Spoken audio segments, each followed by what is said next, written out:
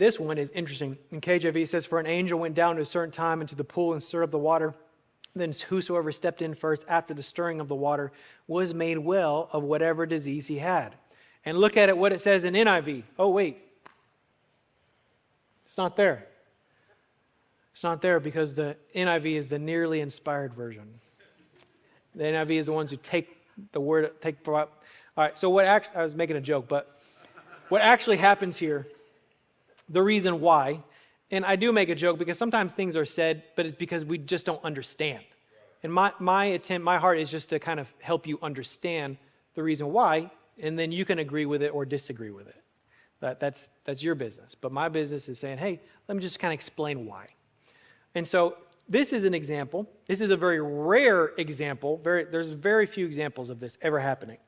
But what happened is, this verse, they believe pretty certainly that this verse was not in the original manuscripts. What they think happened, and I think it makes sense, is that Mark was written to the Christians in Rome, and let's say you're a scribe or a Christian in Rome, and you're copying the book of Mark for other people in Rome to read. And you come to this verse where it talks about all these sick people are laying around the pool of Bethesda with no context. Why are all these sick people laying around the pool of Bethesda? And you're like, man, yeah, the Jews know why, but nobody here in Rome is going to have any clue why all these sick people are laying around this pool. So what I'll do, I'll write on the side in the margin, and I'll explain. The sick people were laid at the pool because they believed an angel would come and stir the waters, and whoever got in the pool first would be healed. All right, leaves it like a little note on the side. Some time goes by, somebody else comes to copy that same copy. And as they're reading it, they come to this verse and they say, there's a note here. I'm not sure what happened here, because scribes would write notes on the side, but they would also, if they made a mistake, they would also write on the side and say, hey, I made a mistake here. This verse was supposed to be added. So you're a scribe, you see this notation and you say, is this a mistake or is this a commentary? Am I supposed to write this verse in or just leave it on the side? And as a scribe, you have to make a decision. What's worse? Is it worse to leave a verse out of the Bible or mistakenly add a verse to the Bible? Ooh.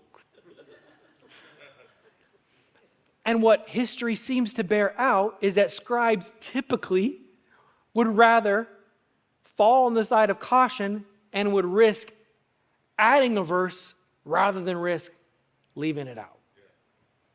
That's what we find. And this is an example of what was probably intended to be a commentary to explain the cultural context of why all these sick people are laying around this pool got incorporated into the text over time because they didn't know. They were doing their best to make sure they were faithful and to preserve it, and it got sucked in there. So that's why that verse is not there. So this is so fascinating. Daniel B. Wallace, I keep referring to this guy, but he has a quote here. He says, over 14,000 years of handwritten copies before the New Testament got published on a printing press. It grew at a rate of about 2%.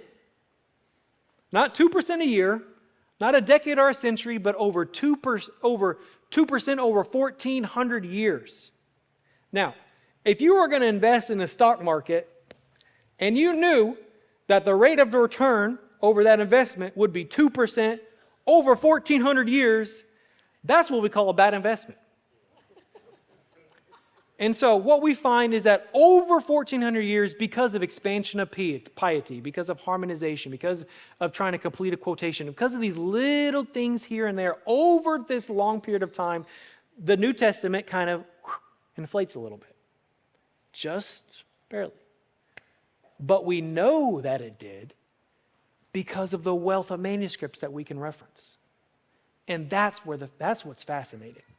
And so, unlike other ancient works such as Plato, Homer, and the Roman historian Tacitus, where they only have portions of their writings that survive, we believe with confidence, scholars believe that we have every verse of the Bible that the early Christians possessed.